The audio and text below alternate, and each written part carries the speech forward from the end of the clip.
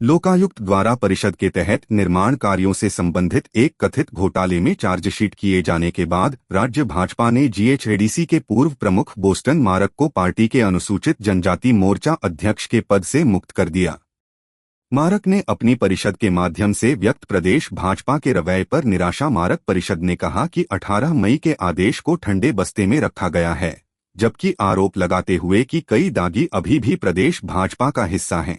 My client, Mr. Boston Marak, has come to learn from a newspaper clipping which was published in the Shillong Times newspaper that the state BJP, where he is the president of the Scheduled Tribe Morcha of the state BJP, he has been removed from his position along with all the other responsibilities as a member of the BJP on the ground that the Lokayukta had passed the order against him.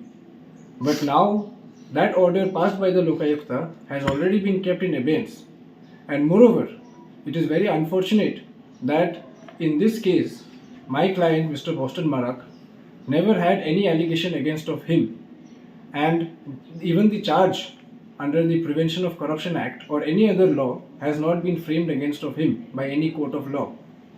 But despite the same the state BJP president in his right mind has decided to remove my client from his post in the BJP. It is very shocking that there are other members of the BJP in the state who have also been implicated in various criminal proceedings, and they are also facing various criminal charges which are in very serious nature. But till now no action has been taken against them, and they have never been removed from any post. But unfortunately and very surprisingly, my client Mr. Boston Marak, who has always worked effortlessly for the party, has been removed without any show cause notice or without any reason given by the state BJP president.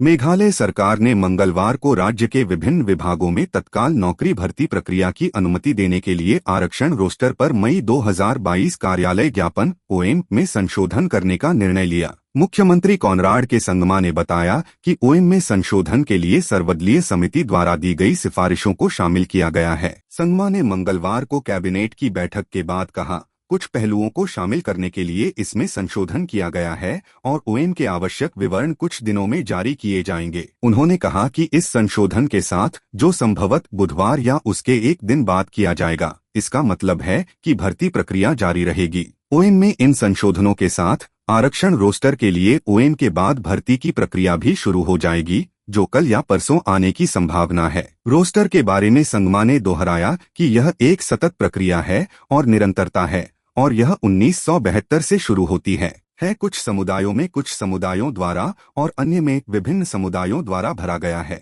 इस तरह जो भी मामला हो सकता है कि उन पदों को भर दिया गया हो, लेकिन रोस्टर प्लॉटिंग की आवश्यकता है ताकि हमें पता चल सके कि आज हम रोस्टर में कहाँ हैं। यह बताते हुए कि भर्ती पर रोक ठीक नहीं है, संगमा ने कहा कि यदि वे भर्ती पर रोक लगाते हैं तो कई युवा जो नौकरी पाने के लिए हैं और जो उनके लिए आवेदन करने जा रहे हैं, जैसे जैसे दिन बीतेंगे वे अधिक उम्र के हो जाएंगे। जैसे आरक्षण नीति की समीक्षा जारी रहने के दौरान युवाओं को नौकरी मिले, यह सुनिश्चित करने के व्यापक हित में भर्ती जारी रहेगी। The office memo for the reservation roster amendments were put up today to be made in the reservation roster, so that the reservation roster OM is clear, and with these amendments now in the office memorandum, the process of recruitment will also be starting post the office memorandum for the reservation roster that will come out most probably tomorrow or day after tomorrow.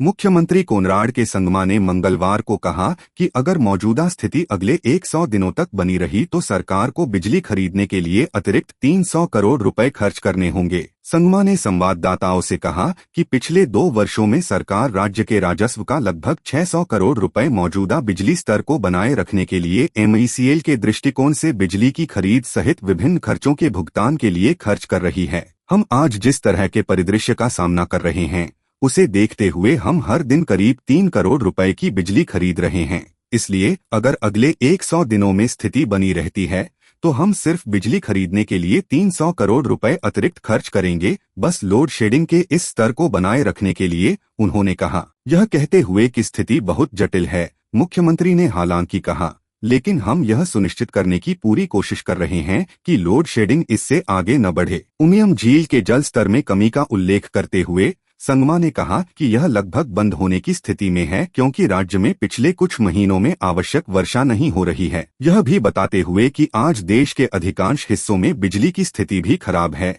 उन्होंने कहा, लगभग हर राज्य एक समान संकट का सामना कर रहा है जिसका हम सामना कर रहे हैं। ऐसा इसलिए है क्योंकि जैसा कि मैंने कहा, बारिश हर किसी को प्रभावित कर रही है और समग्र परिदृश्य हर जगह खराब है। मुख्यमंत्री ने कहा कि उनकी सरकार स्थिति से निपटने की पूरी कोशिश कर रही है और बारिश आने की उम्मीद है।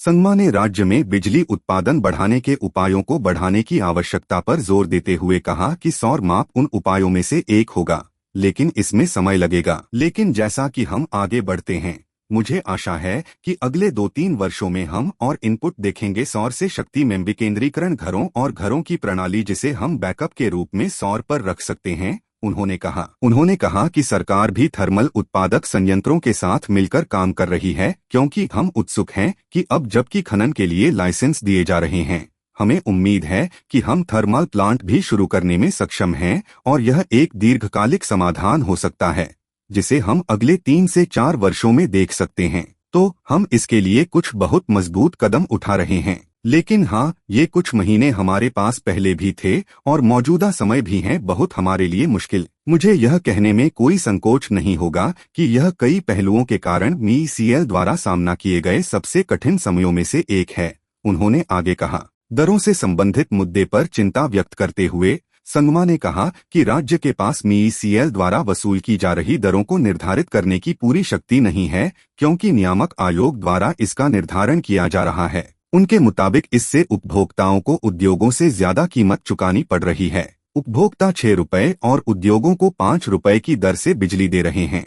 ये ऐसी दरें हैं जो नियामक आयोग द्वारा बार बार अनुरोध के बावजूद स्थापित की जा रही हैं कि उद्योगों को अधिक भुगतान करना चाहिए। हमें उनसे कोई सकारात्मक परिणाम या प्रतिक्रिया नहीं मिली है, इसलिए हम अभी भी उनके साथ काम कर रहे हैं और हम इन मुद्दों को हल करने की कोशिश कर रहे हैं और उपभोक्ताओं से ली जाने वाली दरें उस लागत की तुलना में बहुत कम हैं जो आज MECL वहन कर रहा है। इसलिए इन चीजों को बदलना होगा अगर हम MECL के वित्तीय स्वास्थ्य में किसी भी तरह का दीर्घकालिक सुधार देखना चाहते हैं, उन्होंने कहा। Umiam is almost at a point of shutdown. We have not received rainfall, to any, kind of required level in the past few months, and this has been one of the more difficult months in terms of rain for the state. While I say that, but let me also share with you that the power scenario is bad in most parts of the country today. Almost every state is facing a similar crisis which we are facing. That's because, as I said, the rains are affecting everybody, and the overall scenario is bad everywhere. Just to give an example and also to share with you how the government is working today. Today, on an average in the last 2 years, and this year is no different, we are spending approximately 600 crores of the state's revenue to pay for different expenditures, including purchase of power from MECL point of view, to even maintain the kind of power that we have today. We are purchasing close to 3 crores of power every day, even now, considering the kind of scenario we are facing today. Hence, if the situation continues for the next 100 days, we'll be spending an additional 300 crores just to buy power.